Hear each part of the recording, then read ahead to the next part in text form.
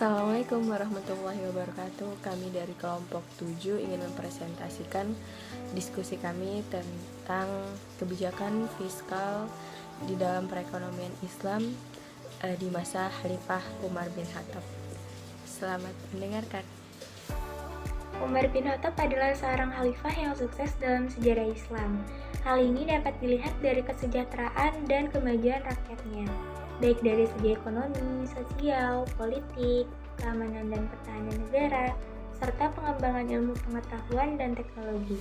Di masa kepemimpinannya, Umar bin Khattab banyak menggunakan ketekunan kebijakan ekonomi, terutama kebijakan fiskal.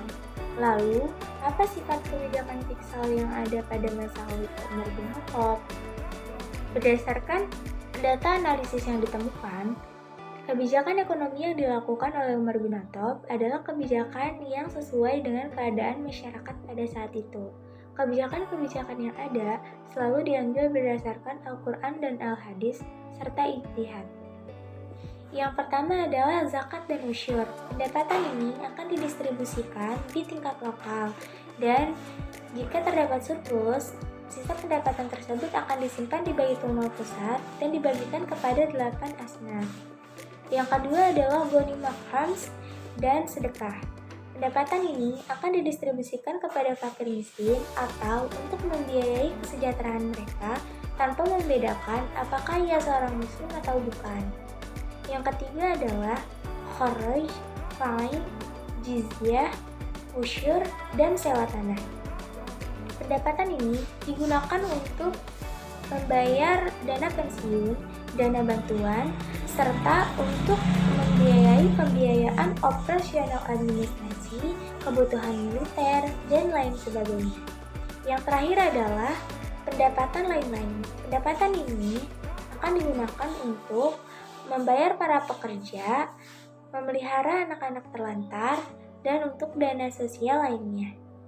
Adapun salah satu kegiatan tahunan yang dilakukan oleh Indonesia rencana anggaran pendapatan dan belanja negara atau RAPBN. Pendapatan terbesar devisa negara Indonesia yaitu bersumber dari pajak. Hal ini dapat kita lihat dari tabel berikut. Dari tabel tersebut dapat sama-sama kita lihat bahwa memiliki banyak perbedaan dengan zaman Khalifah Umar bin Khattab yang berdasarkan kepada Al-Quran, Al-Hadis, dan Ijtihad. Nah, selanjutnya yaitu pengertian kebijakan fiskal. Kebijakan fiskal yaitu kebijakan yang dilakukan oleh pemerintah di bidang keuangan yang meliputi pertama pendapatan negara, kedua pengeluaran negara, dan yang ketiga yaitu utang. Nah, ketiga komponen tadi itu terdapat di dalam satu kesatuan, yaitu di dalam anggaran pendapatan dan belanja negara atau disingkat dengan APBN. Adapun landasan kebijakan fiskal yaitu yang pertama Quran Surah Al-Anfal ayat 41, yang kedua Quran Surah Al-Hasyr ayat 7, dan yang ketiga hadis Nabi Muhammad SAW yang artinya Nabi SAW telah mengambil jizyah dari orang-orang Majusi negeri Hajar. Hadis riwayat Bukhari, Abu Daud, dan Tirmizi. Nah, yang keempat itu ada hadis Nabi yang artinya sesungguhnya al-usyur itu hanyalah atas orang Yahudi dan Nasrani dan tiadalah al-usyur atas kaum muslimin. Hadis riwayat Abu Daud. Nah, selanjutnya itu tujuan kebijakan fiskal. Tujuan kebijakan fiskal menurut perekonomian sekuler yaitu tercapainya kesejahteraan yang didefinisikan sebagai adanya keuntungan maksimal bagi individu dalam kehidupan tanpa memandang kebutuhan spiritual manusia. Tujuan kebijakan fiskal menurut perekonomian kapitalis adalah untuk pengalokasian sumber daya secara efisien, pencapaian stabilitas ekonomi, mendorong pertumbuhan ekonomi dan pencapaian distribusi pendapatan yang sesuai. Nah, adapun tujuan perekonomian Islam bertujuan untuk mengembangkan suatu masyarakat yang didasarkan atas distribusi kekayaan berimbang yang menempatkan nilai-nilai material dan material pada tingkat yang sama. Selanjutnya adalah macam-macam kebijakan fiskal. Yang pertama itu adalah pembiayaan fungsional. Dalam hal ini, pengeluaran pemerintah ditentukan dengan melihat akibat-akibat tidak langsung terhadap pendapatan nasional, terutama untuk meningkatkan kesempatan kerja. Seperti contoh, pajak dipakai untuk mengatur pengeluaran swasta dan bukan untuk meningkatkan penerimaan pemerintah. Yang kedua adalah pengelolaan anggaran. Pendekatan ini lebih banyak disukai daripada pendekatan pembelanjaan fungsional, karena pengeluaran pemerintah, perpajakan, dan pinjaman dimaksudkan untuk mencapai kestabilan ekonomi yang lebih mantap. Yang ketiga adalah stabilisasi anggaran otomatis. Kebijakan fiskal mempunyai efek stabilisasi otomatis terhadap permintaan melalui kombinasi antara pengeluaran pemerintah yang merupakan insentif bagi perubahan pendapatan dan pembayaran pajak yang berbeda dengan pendapatan. Yang terakhir adalah anggaran belanja seimbang, suatu modifikasi dari pembelanjaan atas dasar anggaran yang disesuaikan dengan keadaan manage budget adalah pembelanjaan secara seimbang dalam jangka panjang, tetapi ditempuh defisit pada masa depresi dan surplus pada masa inflasi. Sekian penjelasan dari saya dan akan dilanjutkan oleh rekan saya. Selanjutnya saya akan menjelaskan tentang kebijakan fiskal di masa Khalifah Umar bin Khattab. Pada masa kebijakan fiskal, Khalifah Umar bin Khattab mempunyai dua peran. Yang pertama, peran sebagai pemasukan atau devisa negara, dan yang kedua, peran sebagai pengeluaran atau belanja negara. Adapun yang menjadi lembaga pengelolaan keuangan kebijakan fiskal di masa Khalifah Umar bin Khattab adalah Baitul Mal, yang merupakan lembaga yang mengatur pengelolaan pemasukan dan pengeluaran keuangan negara selama beliau memerintah. Pendistribusian pendapatan atau belanja negara pada masa Khalifah Umar bin Khattab dibagi menjadi 4 macam, yaitu yang pertama, pendistribusian zakat yang diberikan. Pada masa Umar, orang-orang miskin dan fakir diberi bagian dari zakat ini. Yang kedua, pendistribusian jizyah, kharaj, usyur, dan yang berkaitan. Jizyah, kharaj, dan usyur, nah ini digunakan untuk menggaji khalifah, menggaji para pegawai,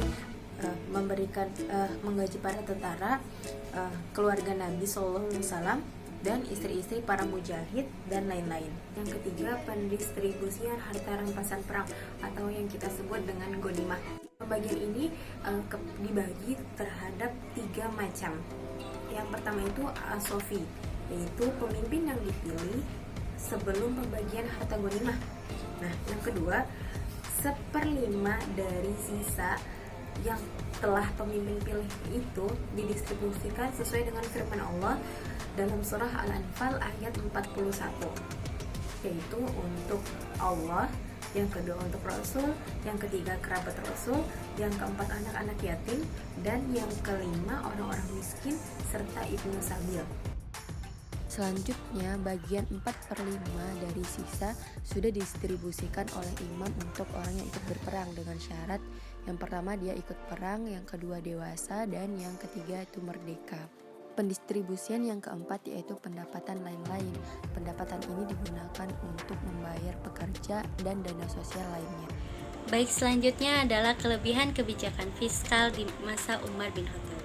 Yang pertama, jarang terjadinya defisit, kecuali pada tahun ke-18 Hijriah, yaitu pada tahun Ramadah. Saat itu terjadi kekeringan di sebagian negara Islam, tetapi dengan adanya bantuan dari beberapa wilayah lain, akhirnya krisis dapat diatasi. Yang kedua, sistem pajak yang digunakan proporsional atau proportional tax. Umar bin Khattab memungut pajak atau jizyah dari penduduk Syam dan Mesir dengan bagi mereka yang berkehidupan cukup atau kaya maka dikenakan sebesar 4 dirham, dan bagi mereka yang berkehidupan menengah dikenakan 2 dirham. Sementara bagi mereka yang miskin atau berpenghasilan dikutip 1 dirham. Yang ketiga, besarnya kharaj atau pajak tanah ditentukan berdasarkan produktivitas lahan, bukan berdasarkan zona. Dan yang keempat, pengenaan regressive rate terhadap hewan ternak, yaitu penurunan jumlah pajak pada saat pertambahannya jumlah hewan ternak. Sistem ini mendorong orang untuk memperbanyak hewan ternak dengan keringanan biaya. Yang kelima dan yang terakhir, pemerintahan Umar mengambil usyur sekali dalam setahun dan larangan pengulangan usyur terhadap dagangan selama belum habis tahun. Selanjutnya, kelemahan kebijakan fiskal di masa Umar bin Khattab. Dapat dilihat dari kemajuan negara dan kesejahteraan rakyat, kebijakan fiskal di masa Umar bin Khattab itu tidak ada kelemahan.